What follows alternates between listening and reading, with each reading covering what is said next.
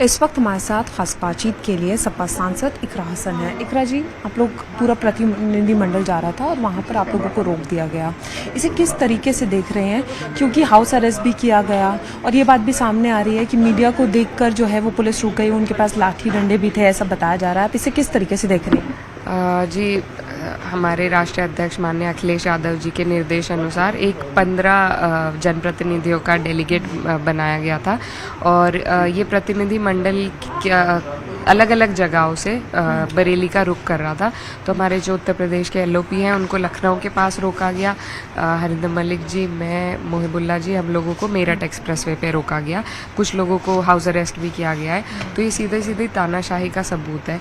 जितनी सब कामकाज छोड़ के जो प्रशासन वहाँ पर मौजूद था, हम लोग कोई क्रिमिनल्स नहीं है, कोई मुजरिम नहीं है, हम लोग इलेक्टेड रिप्रेजेंटेटिव्स हैं और यूपी के रहतवान हैं। हमारा अधिकार है, हमें कोई नहीं रोक सकता। कोई कानून ऐसा नहीं है जिससे आप किसी भी व्यक्ति को इस देश में कहीं जाने से रोक सकते हो। कोई आदेश उनके पास नहीं था, मांगा गया तो धक्का मुक्की होने लगी। तो और बिल्कुल आप सही कह रहे हैं, इस तरीके से बर्ताव किया जैसे हमने कोई चोरी करी है, कोई चकारी करी है। हमारा सिर्फ एक ही मकसद था कि हम बरेली पहुंचे, चाहे उनकी निगरानी में पहुंचे पुलिस प्रशासन की, उससे भी हमें कोई आपत्ति नहीं थी। वहाँ के लोगों के साथ जो नाइंसाफ़ी हो रही है, जिस तरीके से उनको प्रताड़ित किया जा रहा है, एक कम्युनिटी को टारगेट करके जिस तरीके से लोगों को जेल में भरा जा रहा है, हाफ एनकाउंटर, बुलडोज़र चलाए जा रहे हैं, तो हम उनकी पीड़ा को सुनने, उनके साथ जिस तरीके से नाइंसाफ़ी हो रही है वो जानने के लिए और उनकी आवाज़ बनने के लिए वहाँ जाना चाह रहे थे। ये हमारा अधिकार है और दायित्व भी है और इसको हम निभाएंगे, आज नहीं तो कल।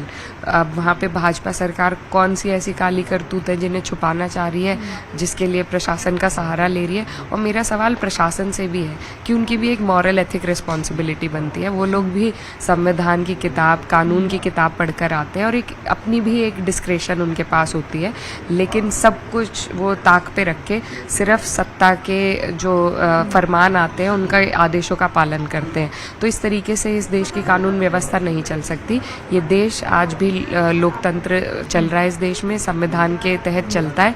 या तो भाजपा सरकार मान ले कि वो संविधान को नहीं मानती, या फिर अगर मानती है तो अपने जो उनकी करतूत है उसको सुधारे। कुछ दिन पहले कांग्रेस के जो सांसद हैं इमरान मसूद, उनको भी हाउस अरेस्ट किया गया था। तो उन्होंने कहा कि दो तरह के कानून देश में चल रहे हैं। एक, जो हनुमान चालीसा जेल में पढ़ते हैं तो उन पर कोई कार्रवाई नहीं होती, लेकिन अगर बैनर लेके कोई खड़ा हो जाता है तो उन पर कार्रवाई होती है।